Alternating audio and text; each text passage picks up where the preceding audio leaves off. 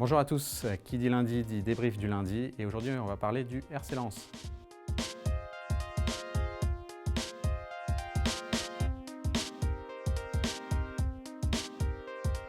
Alors, on a vu un super derby du Nord avec une grosse ambiance, il manquait que les supporters lillois. Un gros match, une grosse intensité, du chambrage, de la qualité technique, des renversements de situation, des buts aussi. On s'est régalé ce dimanche après-midi. On a notamment eu un gros RC Lens dans la lignée de leur performance contre Arsenal mardi en Ligue des Champions. Lens a outrageusement dominé la première période, il n'a manqué vraiment que le but, il s'est fait punir sur un coup de pied arrêté alors que vraiment, même de l'aveu même des Lillois, ils étaient vraiment dominés. Mais Lens a réussi à trouver les ressources pour égaliser, pour aller prendre un point. Il était assez proche même de cette victoire. Le gardien lillois Lucas Chevalier a multiplié les arrêts, notamment en première période. Et Adrien Thomasson a même manqué une occasion immense à la 96e qui aurait pu changer quelque part la face de cette première partie de saison lensoise.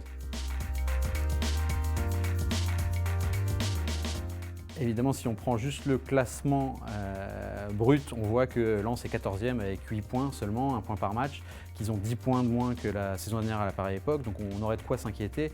Mais à la lecture des dernières semaines, c'est vraiment tout le contraire. C'est-à-dire que Lens est vraiment dans une dynamique après avoir raté son début de saison sur le point de vue comptable et y compris certains matchs, notamment à Monaco où ils avaient été vraiment mauvais. Depuis quelques semaines, Lens a retrouvé vraiment une belle dynamique. Ça a commencé malgré la défaite contre Metz, un match qu'ils ont perdu alors qu'ils ont tiré 32 fois contre 2 pour les Lorrains. Et ça a continué avec ce sursaut à Séville où ils avaient entamé timidement en Ligue des Champions avant de retourner la situation.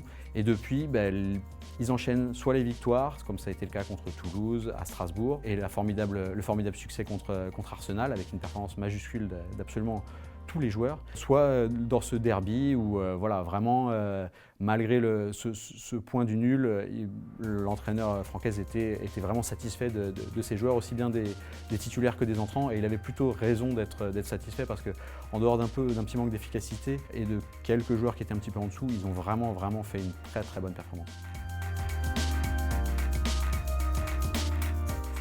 Il y a quand même eu des gros changements cet été entre le départ du capitaine Sefko Fofana et le départ du meilleur buteur Loïs Openda. C'était des gros départs à digérer, il a fallu déjà trouver leur successeur et puis il a fallu aussi rectifier certaines choses qui n'ont pas marché sur le recrutement. Alors on pense notamment à Aspirings qui est reparti depuis à Toulouse. Il manquait peut-être des pistons, donc il a fallu rectifier le tir, mais Lens a réussi à le faire sur le fin du mercato, d'abord en signant Eli Wahi qui a montré contre Arsenal qu'il avait un potentiel de classe mondiale. On verra à l'usage, mais ce qu'il montre pour l'instant, même s'il est encore très perfectible dans le jeu lensois, le talent il est indéniable, il est là. Dans ces derniers jours du mercato, Lens a aussi récupéré 2 pistons, alors avec notamment Ruben Aguilar qui s'est tout de suite fondu dans le moule artésien puisqu'il a été titularisé sur les 4 dernières journées de Ligue 1. Et puis ils ont aussi récupéré en joker Nampalys Mendy, très solide à Séville et contre Arsenal. Donc c'est donc un joker, il est arrivé début septembre et c'est lui qui a été titulaire dans l'entrejeu lensois sur les 2 premiers matchs de